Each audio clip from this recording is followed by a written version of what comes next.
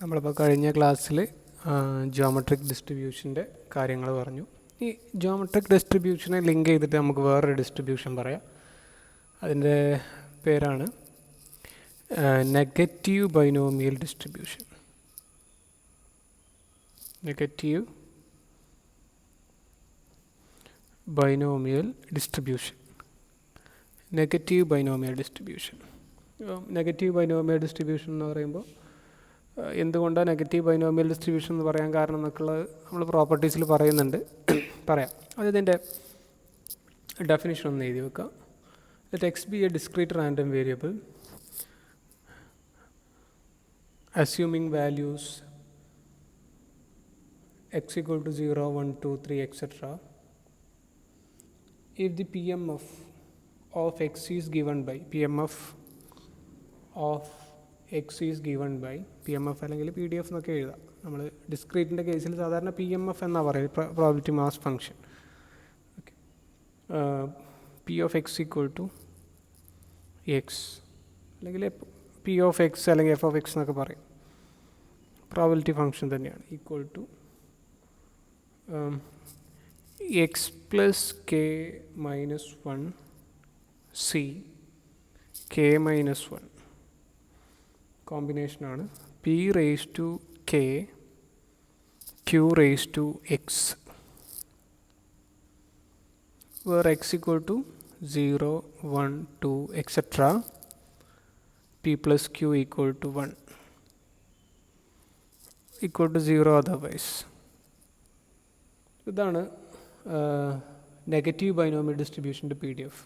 അല്ലെങ്കിൽ PDF നമ്മൾ എങ്ങനെ എഴുതാറുണ്ട്? Or P of X equal to X എന്ന് പറയുന്നത് minus K C X P raise to K minus Q raise to X X equal to 0, 1, 2 etc. ഇങ്ങനെ നമ്മൾ എഴുതലുണ്ട്. Otherwise 0. രണ്ട് രൂപത്തിൽ നമുക്ക് നെഗറ്റീവ് ബൈനോമിയൽ ഡിസ്ട്രിബ്യൂഷൻ്റെ PDF എഴുതാൻ പറ്റും. ഈ നെഗറ്റീവ് ബൈനോമിയൽ ഡിസ്ട്രിബ്യൂഷൻ്റെ ഡിസ്ട്രിബ്യൂഷനെ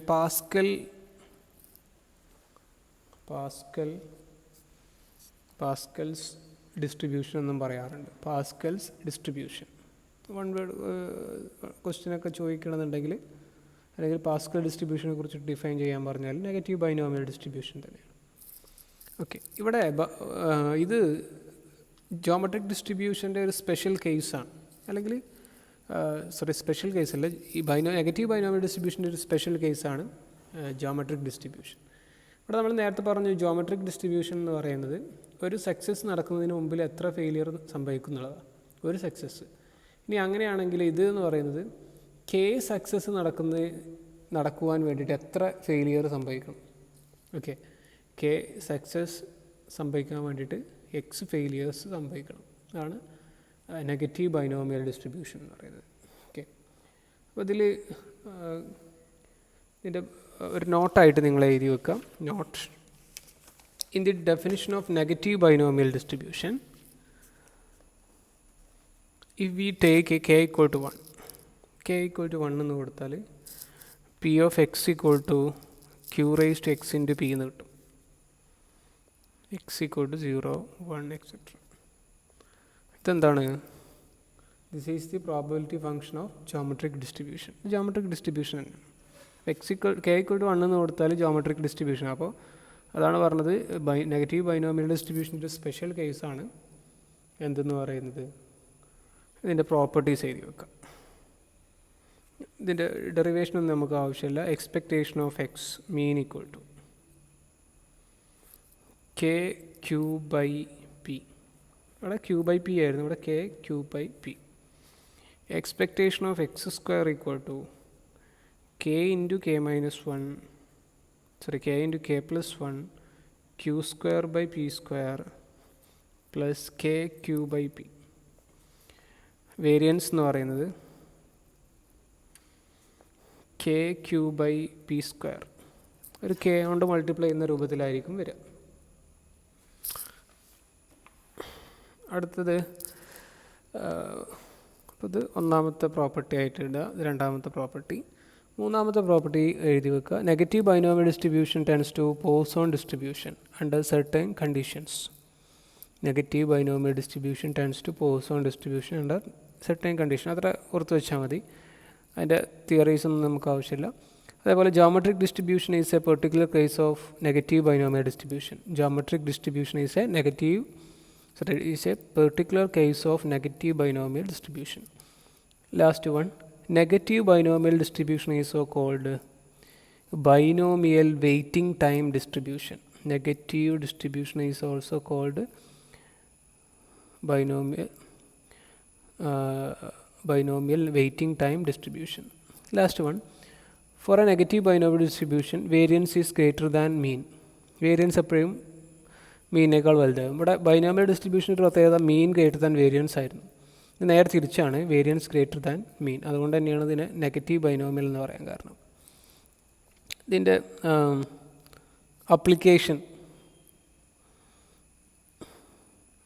അപ്ലിക്കേഷൻ ലെവലിൽ ഒന്ന് എഴുതി വെക്കുക. The negative binomial distribution is frequently used as a substitute for the Poisson distribution. ഇത്രയും എഴുതി വെക്കുക. The negative binomial distribution is frequently used as a substitute for the Poisson distribution. വേറൊന്ന് ഇത് birth and death process, psychological data, demand for frequently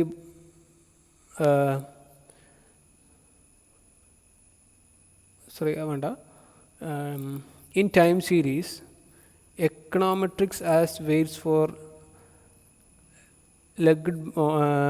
legged models.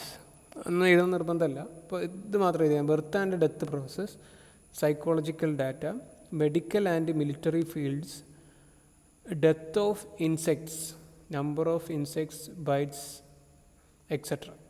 Death of insects, number of insects, insect bites, അത്രയും മതി. ഇതൊക്കെ അതിൻ്റെ എന്താ ചെയ്ത applications ആയിട്ട് എഴുതി വെച്ചാൽ മതി. ഇപ്പോൾ നെഗറ്റീവ് ബൈനോമിയൽ ഡിസ്ട്രിബ്യൂഷൻ അത്രയേ ഉള്ളൂ. നെഗറ്റീവ് ബൈനോമിയൽ ഡിസ്ട്രിബ്യൂഷൻ്റെ ഡെഫിനിഷൻ മാത്രം മതി നമുക്ക്.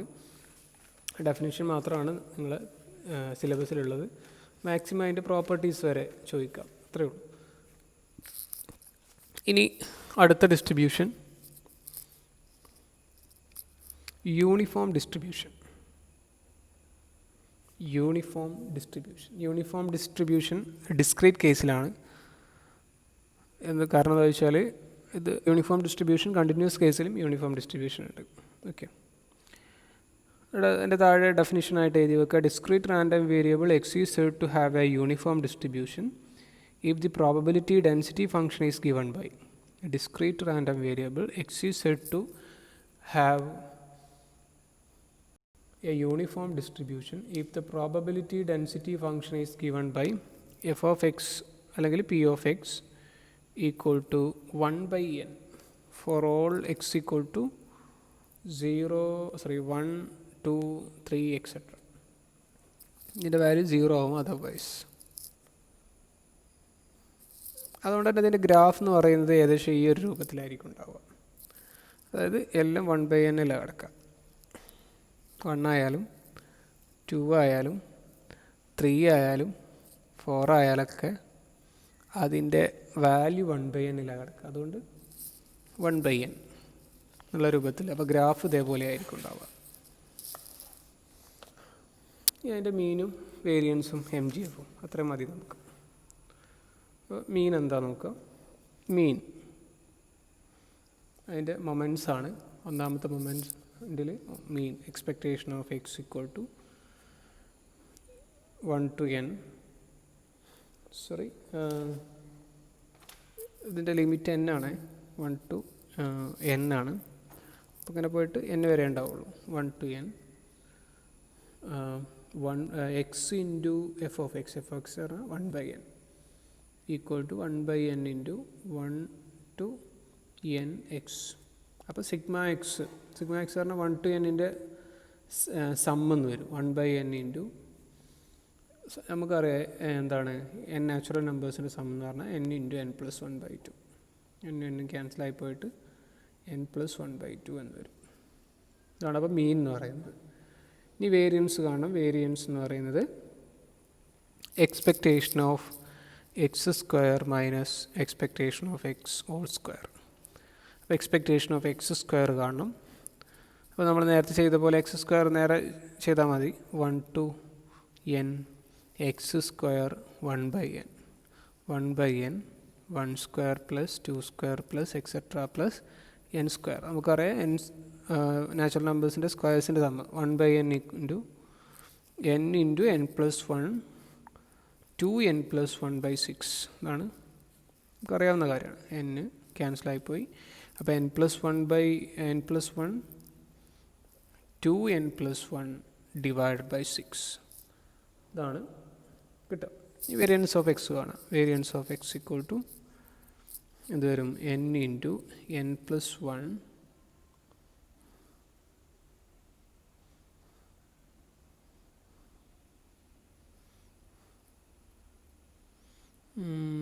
n plus n into n plus 1 into 2n plus 1 by 6 minus n plus 1 by 6 sorry 1 n whole square 2 whole square.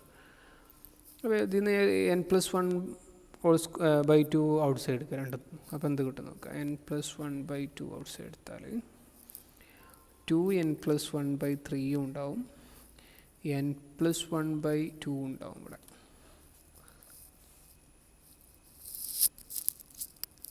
n plus 1 by n into n plus 1 by n plus 1 to n plus 1 by 6 n plus 1 to n plus 1 by 6 minus expectation of x square minus expectation of x whole square.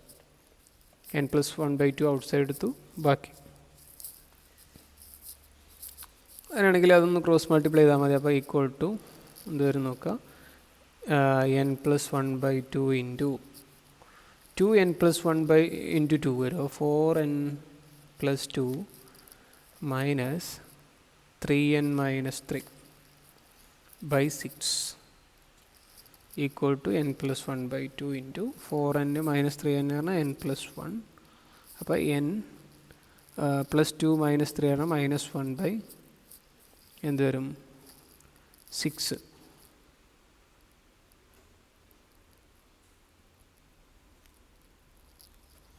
അപ്പോൾ ഇതൊന്ന് multiply ചെയ്യുമ്പോൾ n plus 1 into n minus 1 എന്ന് പറഞ്ഞാൽ n square minus 1 by 12 എന്ന് വരും. n square minus 1 by 12. അപ്പോൾ അതിൻ്റെ variance എന്ന് പറയുന്നത് n square minus 1 by 12. Standard deviation എന്ന് പറയുമ്പോൾ സ്വാഭാവികമായിട്ടും root of n square minus 1 by 12. ഈ MGF കൂടി കിട്ടിയാൽ മതി. Moment generating function MGF mx of t. mx of t equal to expectation of e raised to tx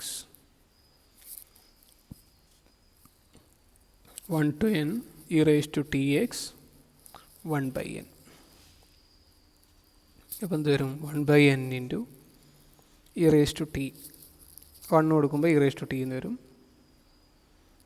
e raised to 2t plus etcetera എന്ന് വരും. e raised to nt. ഇനി നോക്കുക 1 by n into e raised to t outside എടുക്കുക. 1 plus e raised to t plus etcetera plus e raised to എന്ത് വരും n minus 1t. Okay 1 plus e raised to t e raised to 2t etcetera etcetera അങ്ങനെ വരും. അല്ലെങ്കിൽ ഇത് ഇവിടെ തന്നെ ഇങ്ങനെ എടുത്തിട്ടും ചെയ്താൽ മതി. ഇതറിയാം നമുക്ക് ഇതിൻ്റെ സമ്മ് കാണാൻ അറിയാം നമുക്ക്. അതായത് ജോമെട്രിക് സംഗതിയാണ് അതിൻ്റെ സമ്മ് അല്ലേ. ജോമെട്രിക് പ്രോഗ്രഷനാണ്.